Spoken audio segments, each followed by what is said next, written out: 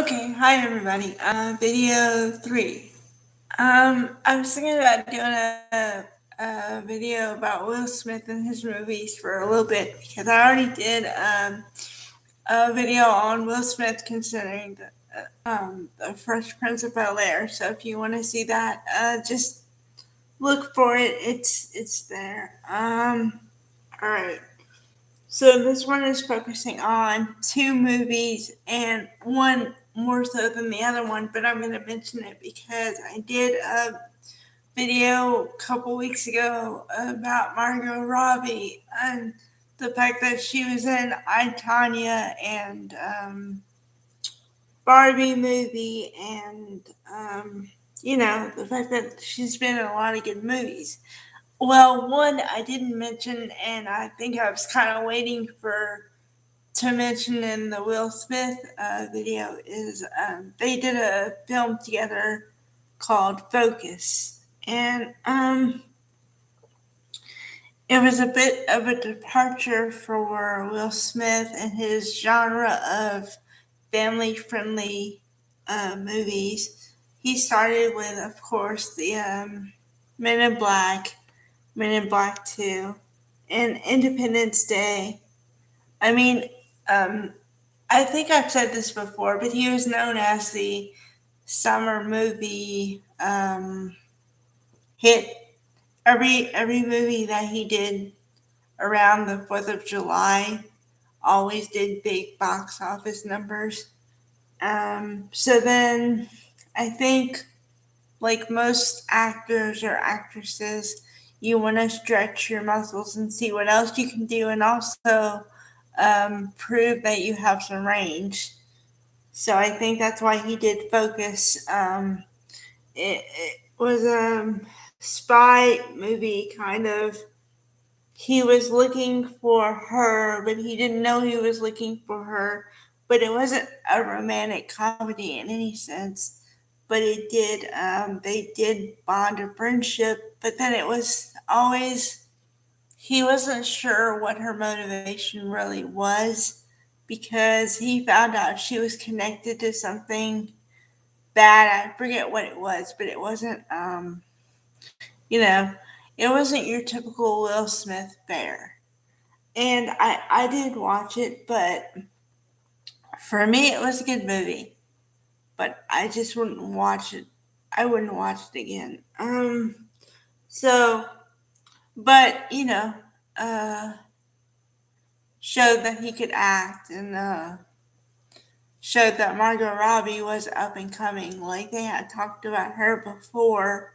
Um, you know, how she was going to be huge, and she was, and she still is. I mean, now she produces films and things. So, okay. The movie that I really want to talk about is The Pursuit of Happiness. And the happiness is spelled Happy ness. Because, and it's based on a real story. It's based on a book. Chris Gardner, who Will Smith plays, was a homeless salesman.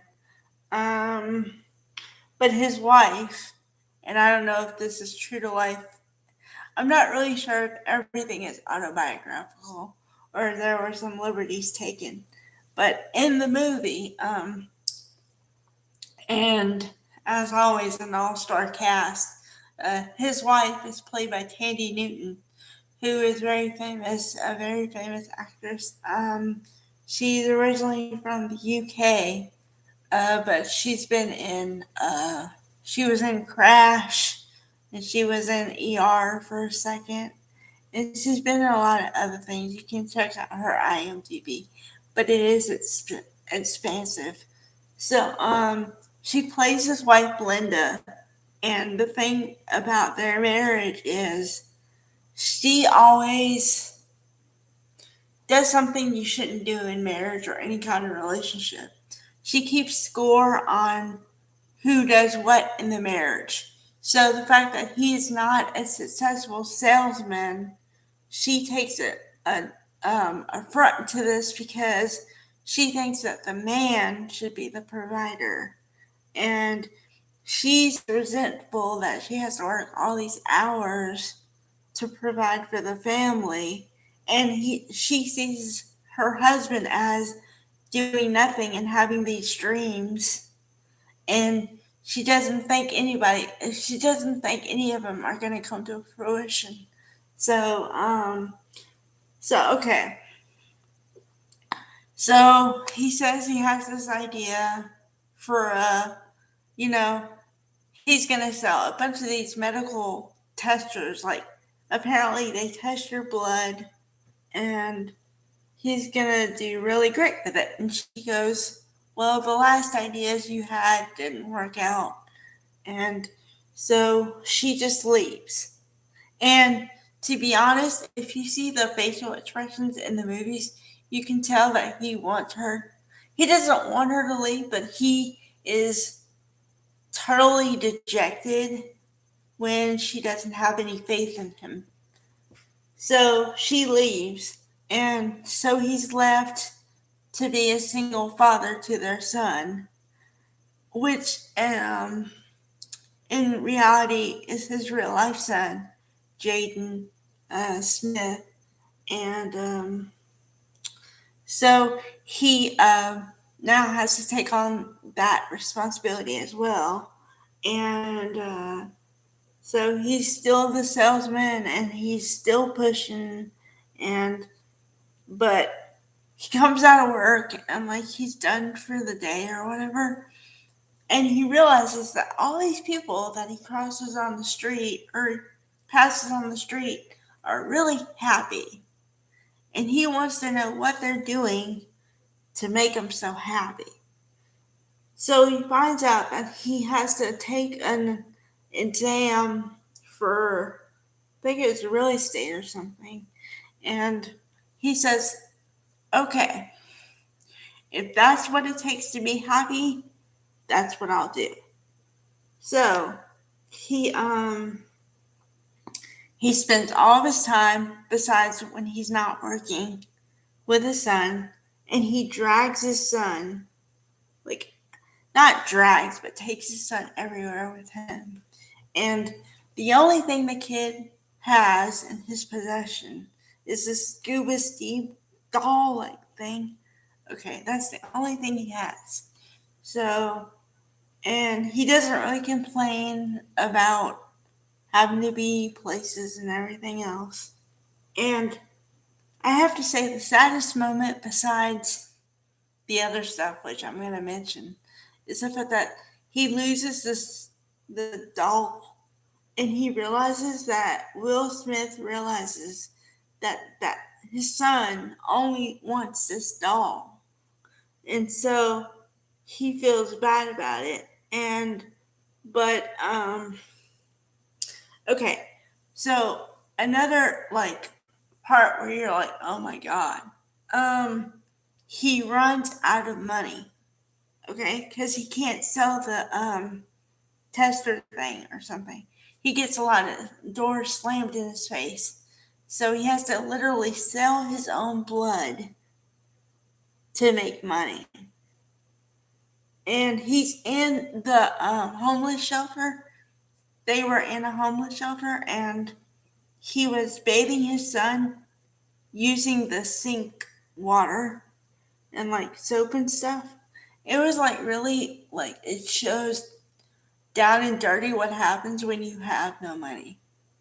But of course it comes up and like after, but this is all progression, okay? This takes about 2.5 hours to happen, but he passes the exam with flying colors. Like he does the best in his class because they're only going to assign, the agents are only going to assign the top 3 or something performers in the class. So he does top 1. He's like the 1. And so he gets into investing. It's investing. And he's the one who, okay, this is how dedicated he is. He shows up early, of course, He doesn't take any bathroom breaks. He doesn't hang up the phone. As soon as he gets off a call, he clicks the thing, so the dial tone, and he doesn't even wait. He starts dialing the next number. And that's how he became the top performer in his company, because the main boss says, "How do you do it? Like, you're beating all these guys. You're like my top performer. How do you do it?" And that's what he said. He says, "I don't take all the little breaks, and I don't take water. I don't drink anything, because if you drink stuff, you have to go to the bathroom, and I don't have time for that. I have to provide for my son." So, um, toward the end of the movie and the end of the movie, you know he's gonna come out okay, right?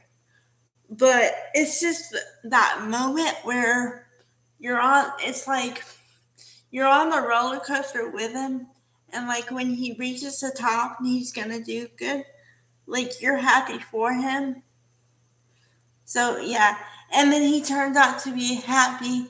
Like he, it turns out he's happy like everyone else he saw on the street, and it tells you that you have to believe in yourself first, and no matter what people tell you, do what you know you have to do, because it'll turn out. It might take time, but it'll work out. So that's the moral of the story, the whole movie. But I'm saying you have to watch the movie to get the moments. You can't, like, I can't explain it to the point where I explained it, but what I'm saying is you have to feel it for yourself, and it's a great movie. And it's one of those movies where you can watch it over and over and see different things every time you watch it. So, highly recommend it. Yeah.